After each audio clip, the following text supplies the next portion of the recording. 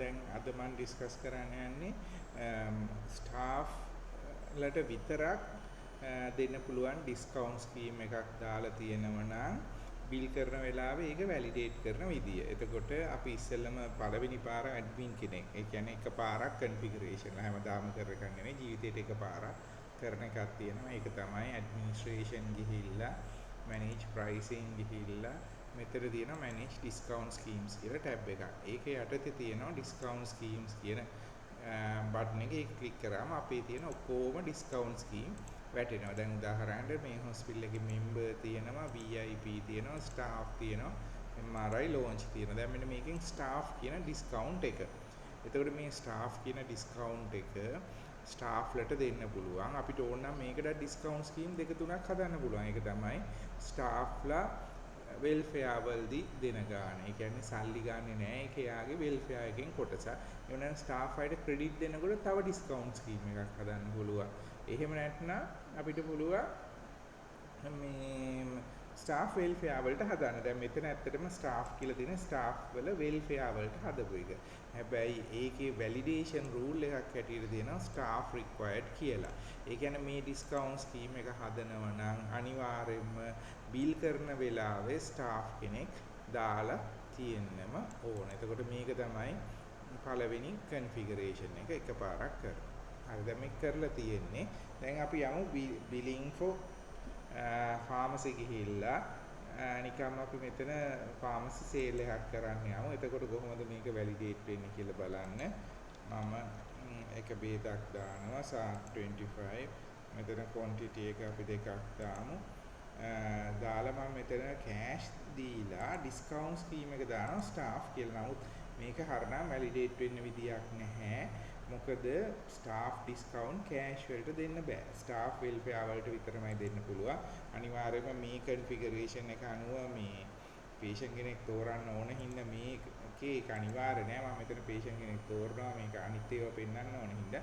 දැන් මෙතන cash member කියලා කෑෂ් ස්ටාෆ් කියලා දාලා දෙන්න. ඒකට හරිනම් ස්ටාෆ් ඩිස්කවුන්ට් එකක් කෑෂ් වලට දෙන්න බෑ. ඒකට මෙතන වැලිඩේෂන් එක ෆේල් වෙන්න ඕන. එතකොට මම ගිහිල්ලා ආයුෂෝ ඕකේ කියලා දුන්නායින් පස්සේ discount scheme staff cannot be allowed when the payment method cash කියලා දාලා දෙනවා. එතකොට මෙතන cash කියලා දාන්න බෑ. අනිවාර්යයෙන්ම staff welfare කියලා දාන්න ඕන. staff welfare කියලා දැම්මයින් පස්සේ staff කෙනෙක් තෝරන්න ඕන. staff කෙනෙක් තෝරන්න නැතුව මෙතන staff welfare ගිහිල්ලා අපි try කරත් එතන ආපහු error එකක් එනවා staff කෙනෙක් නැති හින්දා. එතකොට staff welfare කියලා දුන්නායින් පස්සේ අනිවාර්යයෙන්ම ස්ටාෆ් කෙනෙක් තෝරන්න ඕන.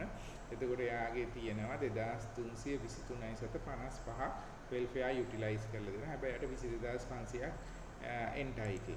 එතකොට දැන් හරි දැන් මේක වැලිඩේෂන් එක පාස් වෙනවා. ස්ටාෆ් ඩිස්කවුන්ට් එක දෙන්නේ ස්ටාෆ් වෙල්ෆෙයාර්ට සෙටිල් කියලා දුන්නා. ඕකේ. දැන් ප්‍රශ්න නැතුව මේක සෙටිල් වෙනවා. එතකොට දැන් මේකේ කිසි ප්‍රශ්නයක් නැහැ. මේ මම පෙන්නුවේ රිටේල් සේල් එක. දැන් අපි යමු මේ රිටේල් සේල් එකට අමතරව තියෙනවා සේල් ෆෝ කැෂියර් කියලා එකක්. ඒකට යමු මෙතන retail transaction sale for cashier කියන එකට යනවා. දැන් මෙතනදී ගනුදෙනු කිරීමක් වෙන්නේ නැහැ. මෙතන ඩ්‍රග් එක දානවා. පස්සේ කැෂියර් එකට ගිහිල්ලා එතනින් ඉතුරු ටික සෙටල් කරගන්න ඕන. සාමාන්‍යයෙන් අර ස්ටාෆ් එකනම් අර ඉස්සෙල්ලා මම පෙන්නපු එකෙන්ම කරන්න පුළුවන්. නමුත් මෙතනටත් මේ ස්ටාෆ් වැලිඩේෂන් එක දාලා තියෙනවා. දැන් මෙතනත් මම මොකක් හරි බේකට් දාලා quantity එක 10ක් දාලා දැන් මෙතෙන්ට යනවා මේ patient කෙනෙක් select කරන්න ඕන හින්දා මම patient කෙනෙක් select කරනවා. දැන් මෙතන මම cash කියලා discount scheme එක අපි මේ online discount payment method එකක් නැතුව දාන්න බලමු. එතකොට ඩිස්කවුන්ට් ස්කීම් එකකුත් නැහැ. නමුත් මෙතන සාමාන්‍යයෙන් අපිට ඕන එකක් තෝරන්න පුළුවන්. මොකද මෙතෙන්දී සල්ලි ගැනීමක් වෙන්නේ නැහැ. අපි ඒකින්ද නමුත් අපි මෙතෙන්දී වැරදිලා හරි ස්ටාෆ් වැරදිලා නෙමෙයි යාට තෝරන්න ඕන ස්ටාෆ් වෙල්ෆෙයාර් එකට යා වැරදිලා කෑෂ් කියලා දෙනවා. ස්ටාෆ් ඩිස්කවුන්ට් ස්කීම් එක දෙනවා ස්ටාෆ් කියලා. නමුත් ස්ටාෆ් ඩිස්කවුන්ට් ස්කීම් එක කෑෂ් වලට දෙන්න බෑ. එතකොට මෙතන වැලිඩේෂන් එක ෆේල් වෙන්න ඕන. ආයුෂෝ ඕකේ කියලා දුන්නාම වැලිඩේෂන් එක ෆේල් වෙනවා. එතකොට එහෙනම් මෙතන තෝරන්න පුළුවන් ස්ටාෆ් වෙල්ෆෙයාර් කියලා විතරයි ස්ටාෆ් ඩිස්කවුන්ට් එකට. හැබැයි මෙතන වෙනසක් තියෙනවා මෙතනදී මෙතනදී අහන්නේ නැහැ අපි ස්ටාෆ් එක්කෙනාගේ නම. ඇයි ඒ මොකද මේක කැෂියර් ළඟදී තමයි ඒක හැන්ඩල් කරන්නේ. මෙතනදී තෝරන්න ඕන නම් එයා ස්ටාෆ් මේ සේල් ෆෝ කැෂියර් නැතුව කෙලින්ම සේල් එකට ගිහිල්ලා කරන්න පුළුවන්. මේ කැෂියර්ට සෙටල් කරගන්න තියෙන එක. එතකොට මෙතන ස්ටාෆ් වෙල්ෆෙයාර් කියලා දැම්මා. එතකොට සෙටල් බිල් ඇට් කැෂියර් කියලා දුන්නා. මෙතන දැන් වැලිඩේෂන් එක ෆේල් වෙන්න බෑ. මොකද ස්ටාෆ් වෙල්ෆෙයාර් ස්ටාෆ් වලට දෙන්න පුළුවන්. එතකොට ඕකේ කියලා දෙනවා. හරි එතකොට ආවා අපිට බිලක් ඕන නම් කන්ෆිගර් කරගන්නත් පුළුවන්. එතකොට මේ වගේ බිල් එකක් එනවා. දැන් මෙතන මේ බිලිං කරන්න පුළුවන්. හැබැයි කැෂියර් තමයි ඉතුරු ටික කරන්නේ. එතකොට ඒකෙදිත් වැලිඩේෂන් එක වෙනවා.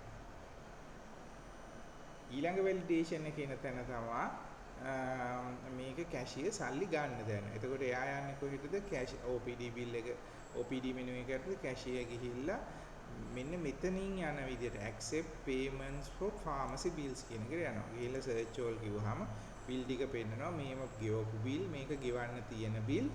එතකොට මෙතනට accept payment කියලා ගියන් පස්සේ මෙතන ඉබේම select වෙනවා යා තෝරපු එක. staff welfare staff. හැබැයි staff එක්කෙනා තෝරලා නැහැ මෙතන. දැන් මම මෙතන staff වෙනුවට cash කියලා දෙනවා. cash කියලා දීලා මොකද්ද කරන්න යන්නේ? settle and accept payment කියලා යනවා. එතකොට settle and accept payment කියලා කියන් පස්සේ මොකද්ද වෙන්නේ? මං staff discount එකක් දෙන්න යනවා cash වලට. මේක හරිනම් allow කරන්න බෑ. එතකොට please select tendered amount කියලා වැටෙනවා. ඇත්තටම cash හින්දා විතරයි ඒක අහන්නේ. හරි අපි cash දෙනකොට අපි අහන හින්දා ඒතෙන්ට එකක් දැනට validate කරන්න දෙමු. ඊට පස්සේ ගියාම this discount scheme staff cannot be allowed with the payment method cash. ඒකට මෙතන බෑ කියලා කියන්නේ අපි එහෙනම් අනිවාර්යෙන් මෙතන staff welfare තෝරන්න ඕන. මෙතන staff කියලා දෙනවා. staff welfare තෝරපු හින්දා මෙතන staff එක්කෙනෙක් තෝරන්න ඕන. දැන් මේ අර ඉස්සර ගත්ත ගානට වඩා යුටිලයිස් වෙලා තියෙනවා. මොකද ඉස්සල තිබිච්ච එකට වඩා අර අපි ඉස්සල බිලක් ගැහුවා. ඒකට මෙතනින් දැන් මේක වැලිඩේට් වෙලා බිල් එක සෙටල් වෙන්න ඕන. ඊට පස්සේ මෙන්න මෙහෙම බිල සෙටල් වුණා. එතකොට අපිට අවස්ථා තුනේදීම මේක වැලිඩේට් වෙනවා.